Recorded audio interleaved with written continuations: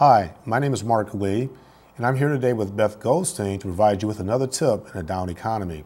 Today we're going to focus on sales. Beth, does a small business owner need to sell? Absolutely. Small business owners sell every single day because they are a critical part of their business. They are the face of their business. So they need to be able to understand how to explain their business, how to do it so it's related to the other person, which is what sales is all about. Oftentimes, most people think of sales as the used car salesman. And I'm always here to tell people sales is not a four-letter word. It is something that you should feel proud about because a good salesperson knows how to ask questions that lead to an interesting and informative dialogue with the person who's asking them about their business. So example, you're not there as a salesperson or representative of your company to talk nonstop.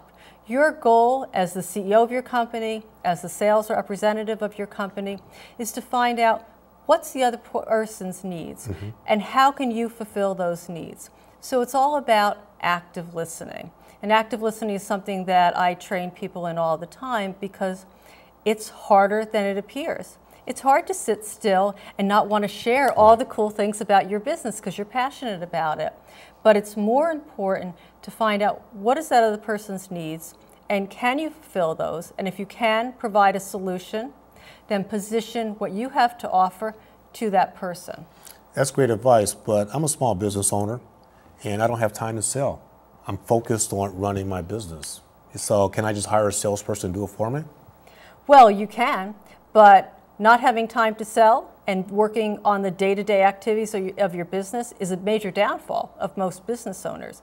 It's really important that business owners think about their business, work on their business, and remember that they are the representative of their business. So they can hire other people, and that's okay, and as you expand, that tends to be what happens.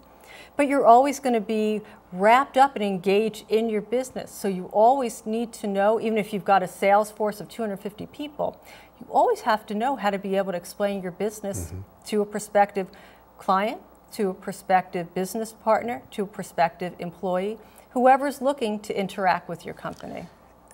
Give me two brief tips, maybe just 2 or 3 tips on what makes a successful salesperson. Good question. The number one tip is to be able to actively listen to customer questions and issues and concerns. That means being comfortable sitting back, really paying attention. To do that, tip number 2 would be learn to ask really good questions. Questions that are open-ended. So for example, you might ask somebody, what problems keep you up at night? What's the greatest pain in your organization? And if you have a solution, then you've actively listened and can position your business that way. My third tip is to be able to ask closed-ended questions. And those are the questions that lead to the sale. So for example, you might say to a prospective client, I understand the VP of marketing needs to be in on this decision to finalize it. Can we set up a meeting next Tuesday morning to further discuss it? That's a question, a closed-ended question that leads to a yes or a no response. And you need to be able to do those. So while the open-ended, the dialogue are important, if you can't close the sale, you're never going to grow profit or revenue for your company.